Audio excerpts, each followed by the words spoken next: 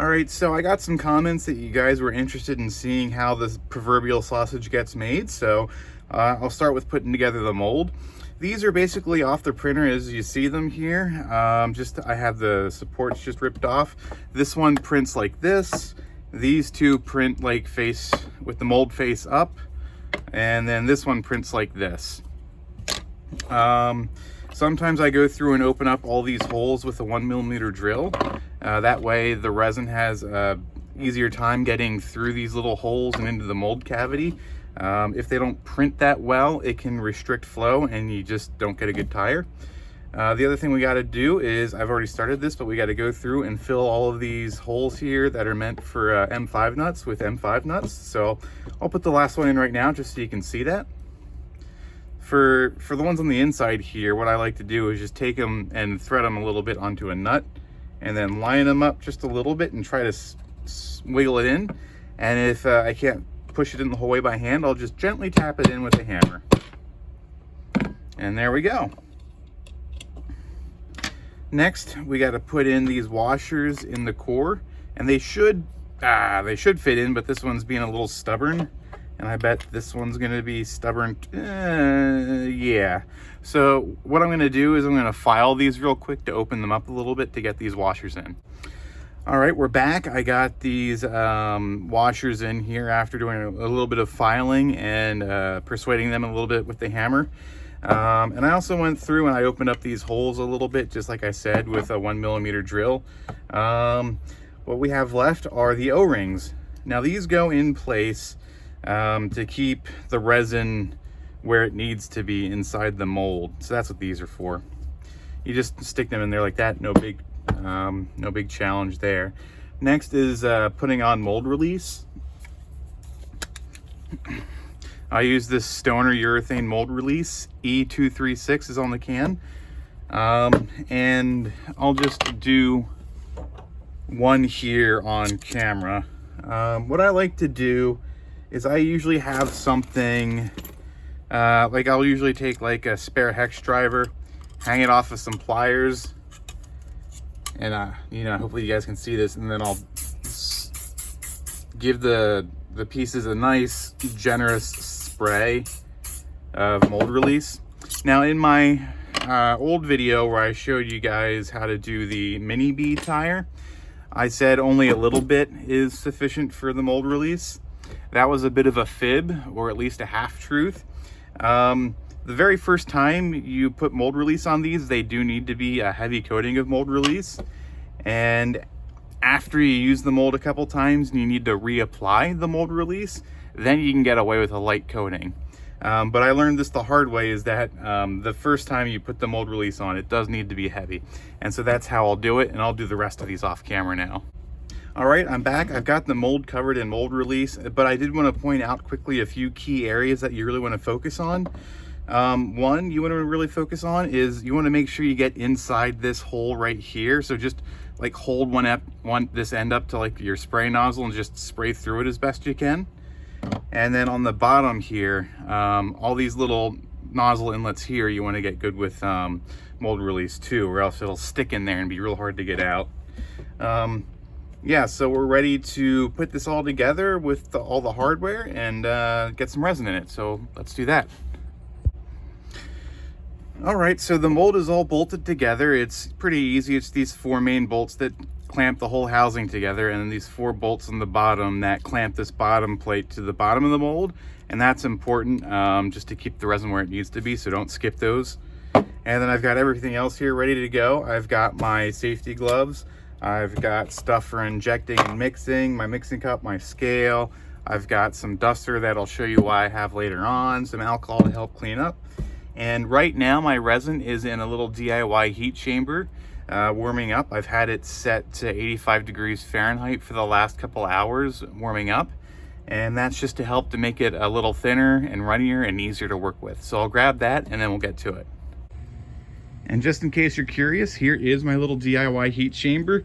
It is nothing more than just some of those insulating foam boards that you can get from the hardware store, a giant cardboard box, a little plug-in temperature controller you can get cheap on Amazon, a little 250 watt space heater in there, and then just another second small fan to recirculate the air in there while you've got the heater going, because when the heater turns off, the fan in the heater also cuts out. So I like to have an extra little fan in there to keep circulating air for consistency. But yeah, so that's the little temperature chamber I use. All right, I got my resin out of the heat chamber. It's nice and warm. And just another note about that heat chamber, because I know if I don't say this, someone's gonna try to, you know, post in the comments a gotcha or something. But those little space heaters that you can get from like Walmart or Home Depot or whatever, right? They've got built-in protections in them. They've got built-in tip-over protection, so if it falls over, it shuts off. And it's got built-in overheating protection. So if my temperature controller off of Amazon fails and that thing sticks on, the internal overload on that little heater is gonna shut it off before it causes a problem. So that little heat chamber is safe. Moving on, with that out of the way, we'll get ready. A note about how, excuse me, about how much resin to use. So when I create these in Fusion 360, what I also do is I use the model to calculate the internal volume of the mold, and then I use that to calculate about how much resin I need to use. And for this one, it's gonna be somewhere around 35 to 40 grams. And that's probably overestimating. So I think I'm gonna aim for 50 grams to start, just to be safe. And if I have way too much left over, I'll put that in my notes, so next time I can use less. But just because it's the first time I'm doing this, I'll just aim for 50 grams. So we'll start with the part A, and we'll just dump in. I've already got my scale turned on and tared out, so we'll just start dumping in 25 grams.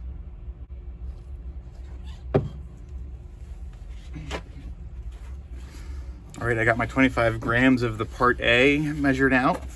Now, just another note, because I'm sure someone will say something if I don't. I know the resin casting purists are gonna yell at me for having a dirty cup that I'm reusing, but I reuse mixing cups all the time, and I've never had a project not cure or cure, you know, part way. It's never been an issue, so yeah. Now to show you guys what I use this can duster for. You use this to spray in on top of your resin.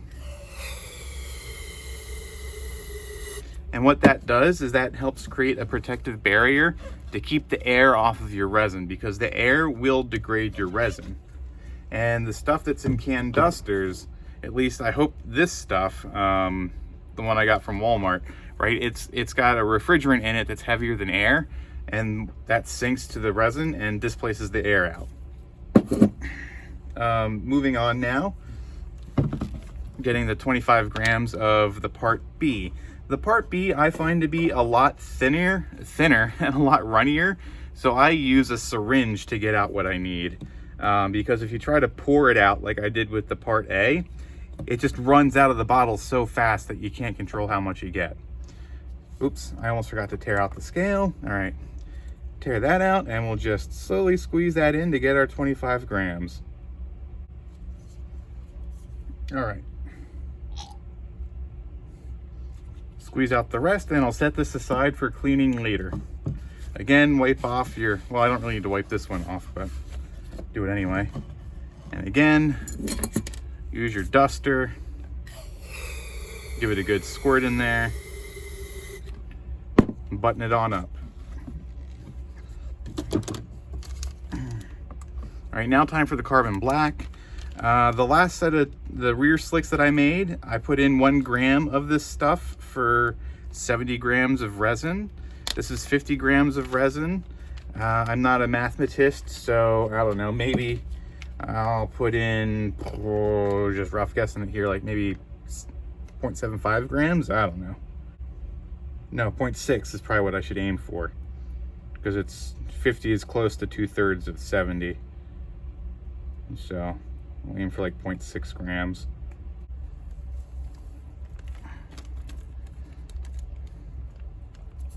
All right, 0.6 grams. Time to mix. Let's mix. All right. That is probably a good amount of mixing. A little bit extra just for good measure. again, set this aside so I can clean it and reuse it for later, because yeah, I reuse this too. I'm that cheap. And again, it's never been a problem. But next, it's time to degas. Now I've got this pressure pot and vacuum pump here. You can't see the vacuum pump, you'll just have to trust it's there. But yeah, this is now time for me to do the typical resin casting YouTube channel thing, where I show you guys how the resin rise up and collapse and all that stuff.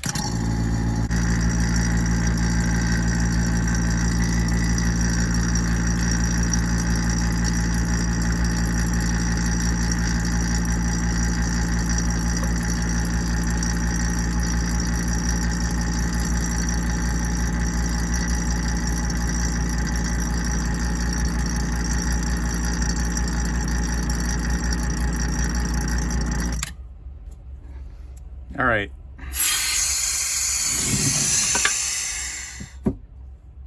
I don't know if you guys saw that very clearly, but the way it works is it bubbles up as all the trapped air gets sucked out of it basically, and then it collapses all back down. Next, it's time to inject. I have this little piece of tubing here. Again, it's not that clean because I reuse stuff. Don't yell at me. I stick that onto the top of the mold here. And then I take my injector thinger, syringe. Again, not clean, don't yell at me. And I put a finger over top of the end and I just pour it all in. And I try to get as much out of it as I can. And it's time to inject almost. Actually, first you got to get the plunger back in the syringe. Oop. A little bit likes to pop out like that just because it gets a little pressurized, but not a big deal. Makes a little mess, but you just wipe it right up. And then you stick it upside down like this, and you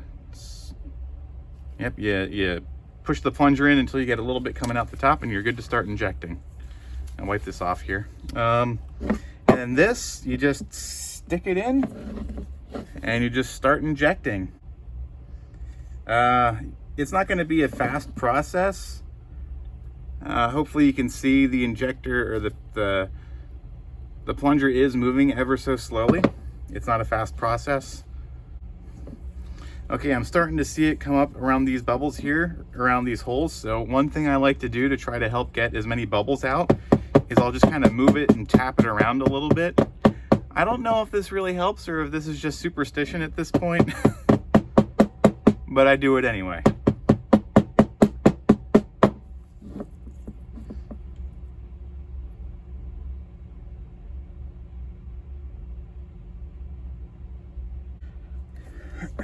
So I'll give it a few more superstitious taps here.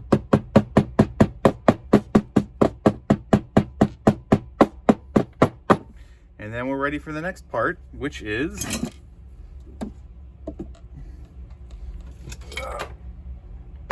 this guy. Can you see that? This is the pressure pot. Oh man, that looks terrible in frame. I'll just stop now. All right, so I've got the mold and the tire in the pressure pot there. And this is a Harbor Freight paint pressure pot. It's been modified for use as a casting pressure pot. You see people do it all over YouTube. It's the same thing they do. I did the same thing. Importantly, I want to point out it does have a relief valve here. So if it overpressurizes, it's a safety feature. It vents the pressure out so it doesn't turn into a pipe bomb in my basement. And I've got that hooked up to my little air compressor down here. In terms of timing, so it is about 9 o'clock at night here, and I'm going to let this sit overnight in the pressure pot. And then in the morning, I'm going to take it out of the pressure pot. I'm going to put it back in my heat chamber. I'm going to set my heat chamber for about 100 degrees. And I'm going to let it heat soak in there and post cure a little extra for about another 4 to 6 hours. And then around lunchtime, I'm going to take it out and demold it. So yeah. All right, it's the next day at around lunchtime, like I said, and we are going to crack this thing open. I've already went ahead and taken out all of the screws on the top and the bottom, so I'll just show you guys from here how I get the tire out of the mold.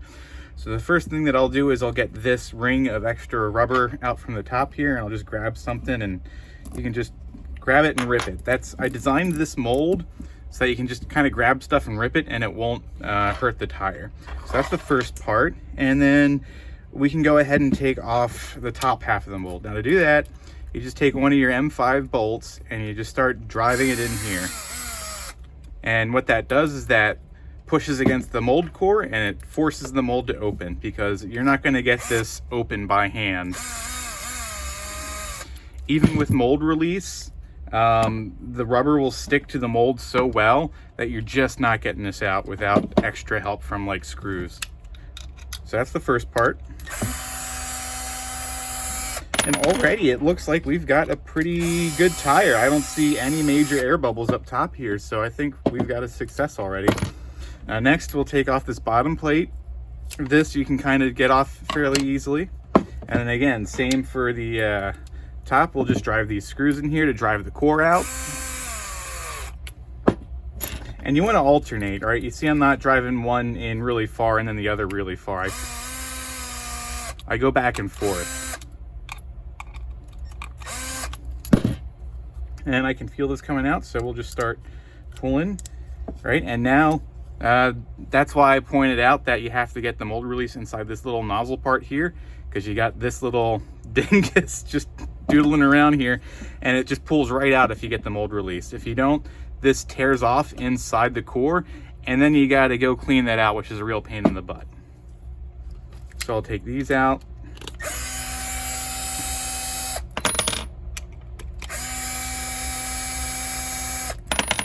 And again, just to clean out this mold for the next reuse, you can just kind of go in here and just grab these and just pull them right out, and they should come right out without much fuss. And that's, you know, that comes with the experience of having designed and printed a whole bunch of these molds, knowing where you need to put like draft angles and stuff like that to really optimize how quickly you can take these molds out and get the tire out and reuse the molds without having to clean them.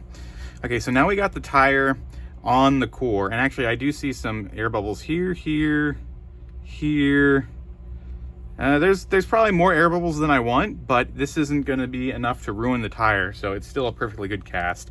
So what I'll try to do is just try to see if I can get some purchase on the tire to start pulling it off, and I can't. So next, I'll just grab a flat blade screwdriver and run it on the inside edge of the bead and just try to flip up that inner bead just like that. Run it around, and once I do that, I can just peel it right off. Ta-da! All right, we got a tire. So it's not done yet, right? It's just because you can demold it does not mean that the resin is fully cured. So what I'm gonna do now is throw this back in my heat chamber for probably the next day or two, honestly, and let it cure even further. And then, you know, after another day or two of that post curing, then I can put it on a wheel. But yeah, that's it. All right, so before ending this video, I wanted to jump in real quick and show you the finished tires that I just molded here. So here they are, all mounted and installed on the car. But also, you know, I didn't make this whole long, boring video just to show you guys something you can't do. So in the description below the video, there will be a link for all of the files that I've used to make the front and the rear tires. And you'll be able to download those files, print them yourselves, and try to make your own tires. So again, I know this was a long one, but I think it was worth it. Thanks for watching. Do all the usual YouTube things, like, comment, share, and subscribe, and I'll see you in the next one.